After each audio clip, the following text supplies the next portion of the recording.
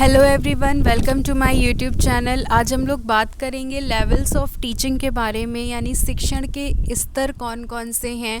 उसके बाद हमारा नेक्स्ट टॉपिक रहेगा फेजेस ऑफ टीचिंग, यानी शिक्षण की अवस्थाएं कौन कौन सी हैं।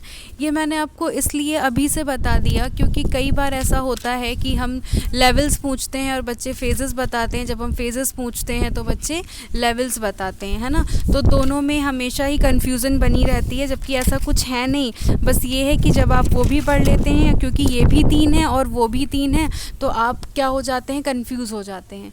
ठीक, तो कन्फ्यूज़न बिल्कुल मत रखिए। लेवल्स बिल्कुल अलग चीज़ है और जो फेजेस हैं वो बिल्कुल अलग चीज़ है। तो आइए जानते हैं लेवल क्या है ना। जैसे कि अब आप खुद बताइए, जब हम लोगों ने डेवलपमेंट पढ़ा था, ठीक है, तो एक एक करके हुआ था ना, एक एक करके उसकी स्टेजेस थी। पहले हम इन्फेंसी स्टेज पर आए, उसके बाद हम चाइल्डहुड पर आए, ठीक। तो एक एक कर हम बढ़ रहे थे ना आगे। तो उसी तरीके से लेवल होता है। लेवल का क्या मतलब है, आप एक स्तर से दूसरे स्तर पर जाते हैं, एक स्टेप से दूसरे स्टेप पर जाते हैं, ठीक। तो जैसा कि हम सभी जानते हैं कि जो टीचिंग है वो कैसा एक जटिल प्रक्रिया है ना। एक जो है बहुत ही कॉम्प्लेक्स प्रोसेस है जो किसी उद्देश्य की प्राप्ति के लिए किया जाता है। और इसका उद्देश्य क्या होता है, हम सभी जानते हैं कि शिक्षण का उद्देश्य होता है बालक के व्यवहार में वांछित परिवर्तन लाना, उसके बिहेवियर में चेंजेस लाना, ठीक। तो व्यवहार में परिवर्तन के लिए शिक्षण की प्रक्रिया में जो विद्यार्थी हैं उनको लर्निंग एक्सपीरियंसेस दिए जाते हैं। जितना ज़्यादा वो चीज़ें लर्न करते हैं, जितना ज़्यादा वो चीज़ें समझ लेते हैं, उतना उसी से पता चलता है कि उनके बिहेवियर में कितना मॉडिफिकेशन हुआ है या क्या मॉडिफिकेशन हुआ है, या हम उसी के द्वारा बच्चे के व्यवहार में मॉडिफिकेशन चेंजेस करते हैं, ठीक। तो एक ही जो हमने आपको बताया था कि जो अधिगम अनुभव है, यानी जो शिक्षक और शिक्षार्थी है, उनके साथ हमने आपको एक और पक्ष बताया था। वो क्या था, पाठ्य वस्तु प्रकरण से संबंधित होती है। हमारे और आपके बीच में जो अंतर्क्रिया होती है वो प्रकरण से संबंधित होती है। तो एक ही जो कंटेंट होता है उसको विद्यालय में विभिन्न स्तरों पर पढ़ाया जाता है। कंटेंट जो होता है उसके, जैसे आपका एलिमेंट्री लेवल है तो उसमें अलग, ठीक, सेकेंडरी में अलग और हायर में अलग। क्योंकि जो पाठ्य वस्तु होती है उसका एक अपना स्वरूप होता है जिससे शिक्षण के जो विभिन्न उद्देश्य हैं उनको प्राप्त किया जाता है। तो इस प्रकार से ये अधिगम के जो विभिन्न स्तर हैं, यानी जो विभिन्न लेवल्स हैं, ठीक है, उसको प्रभावित करती है, ठीक है। तो स्टार्टिंग से देखते हैं कि कौन कौन से लेवल हैं। तो जो पहला लेवल बताया है, किसने बताया है इन लेवल्स को, बिग्गी ने बताया है, ठीक है। तो ये चीज़ इसमें मैंने लिखी नहीं है, आप अपने माइंड में रखिएगा, ठीक। क्या नाम है जिन्होंने बताया है, BIGGE, ठीक, बिग्गी नाम है इनका। तो बिग्गी ने बताए हैं जो 3 लेवल्स हैं वो क्या है। पहला लेवल मेमोरी लेवल, हिंदी में इसको बोलते हैं स्मृति स्तर। स्मृति आप समझ रहे हैं, मेमोरी भी आप समझ रहे हैं, है ना। तो स्मृति स्तर जो है वो पूरी तरीके से विचारहीन प्रक्रिया है, ठीक है। यहाँ पर जो विचार होते हैं वो बिल्कुल शून्य होते हैं। केवल बात किसकी होती है, स्मृति की होती है, मेमोरी की होती है। आपके जो विचार होते हैं वो बिल्कुल ज़ीरो होते हैं। यहाँ पर आपका कोई भी विचार नहीं होता है। यहाँ पर उद्देश्य जो होता है, या जो ये लेवल होता है, इस लेवल में क्या होता है कि जो भी कंटेंट है, जो भी विषय वस्तु है, वो केवल आपको रटा दी जाती है, ठीक, कि आप रट लीजिए, बात ख़त्म। आपको जो भी कंटेंट है, जो भी चीज़ है, जैसे ये हम आपको पढ़ा रहे हैं, हम आपको बिल्कुल एक्सप्लेन ना करें, जो हमने लिखा है इसको रीड कर दें और आपसे कह दें कि बहुत ही ज़्यादा इम्पॉर्टेंट क्वेश्चन है, ज़रूर आएगा एग्ज़ाम में, तो ऐसा करो, उसको रट डालो, ठीक है।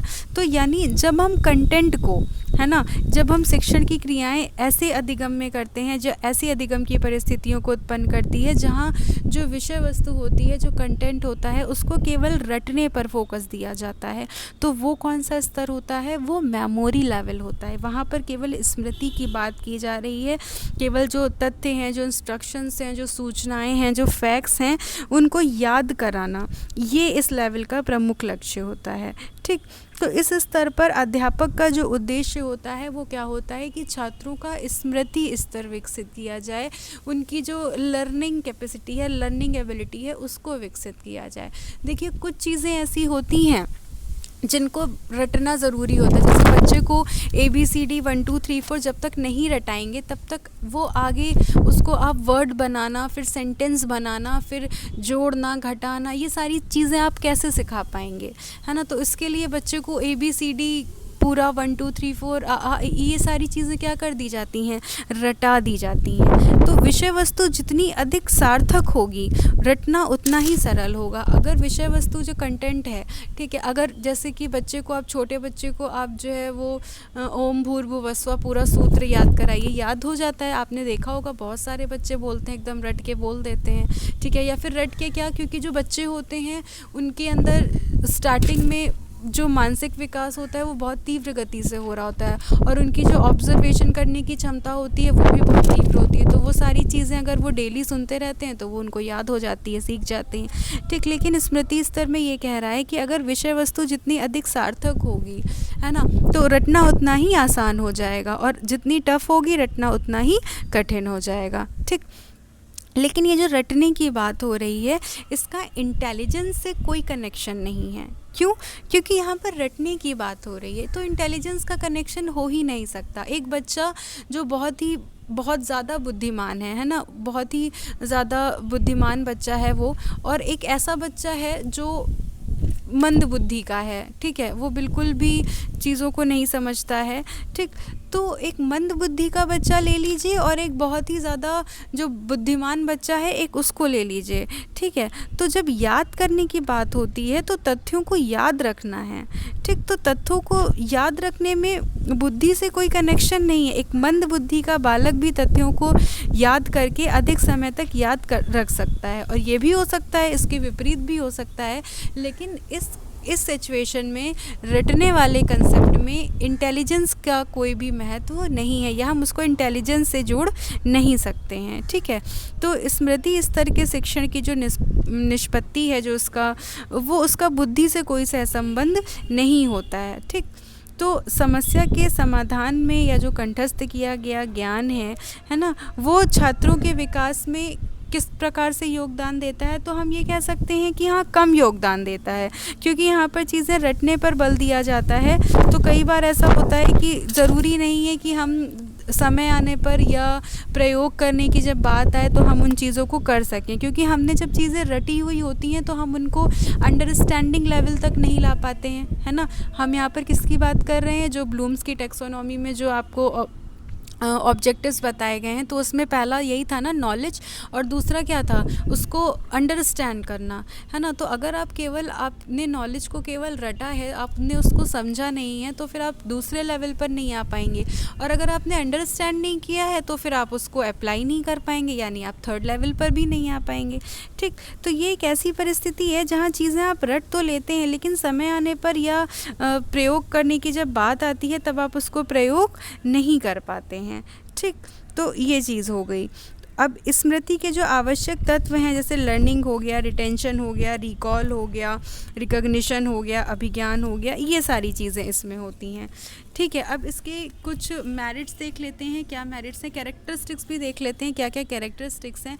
The thinking ability does not play any role, student only claim the facts, information, formulas and laws they are taught to them. The teaching is nothing but learning the subject matter by rote, मतलब सीधे रटंत अधिगम पर focus किया जाता है और बाकी चीज़ों पर कोई भी फोकस नहीं किया जाता है। अच्छा बताइएगा ज़रा, रटंत अधिगम की बात किसने की है, किसकी थ्योरी ऐसी है जिन्होंने रटंत अधिगम के बारे में बताया था, सोचकर बताइएगा, ठीक।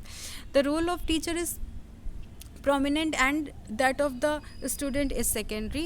The study material is organized and pre-planned. The teacher presents the study material in a sequential order. जो मटेरियल होता है वो प्री प्लान्ड होता है, ऑर्गेनाइज्ड होता है, आपके सामने के करके प्रस्तुत कर दिया जाता है, आप उसको रट लेते हैं, ठीक है। बिना सोचे समझे आपको कोई फ़र्क नहीं पड़ता है कि क्या लिखा है, सही लिखा है, गलत लिखा है, आप बस सूचनाओं को रट लेते हैं, ठीक।